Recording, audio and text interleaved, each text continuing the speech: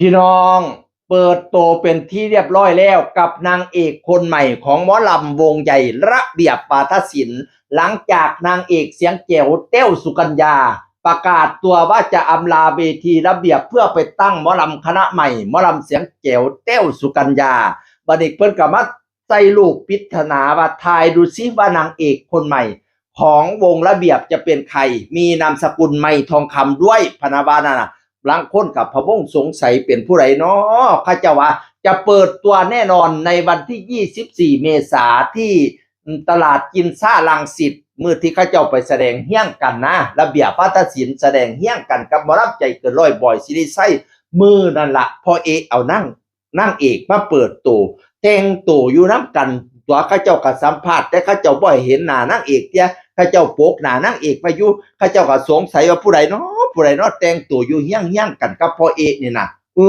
บัดนี้พ่อแต่ไปขึ้นห้านขึ้นเวทีโอ้ยข้าเจ้าสอดแจ้งจางปางเข้าใจแล้วชัดเจนแล้วหู้แล้ว นางเอกคนใหม่ของระเบียบวาทศิลป์ก็คือป๋อมแปมไมทองคำพี่น้องเอ๋ยป๋อมแปมไมทองคำจะเป็นนางเอกคนใหม่ของระเบียบวาทศิลป์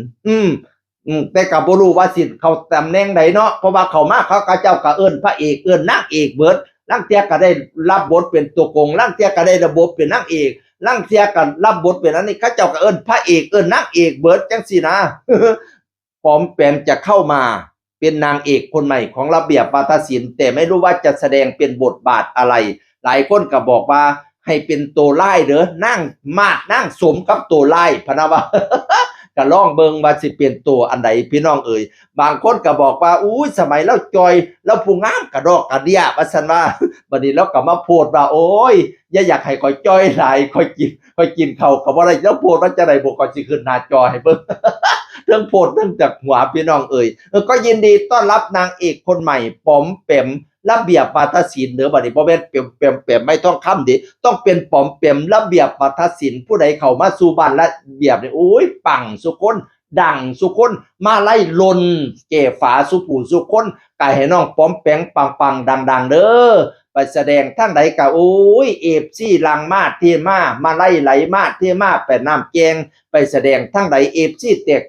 จนล้นอังสนามเงินคับเกลไหลเข่าอังเฮือนเด้อเอฟซีก็ไหลเข่าอังเฮือนเด้ออีหล่าเอ่ยจากเสียงอื่นคนเก่ามาเว้าสู่ฟังสวัสดีครับสวัสดีครับ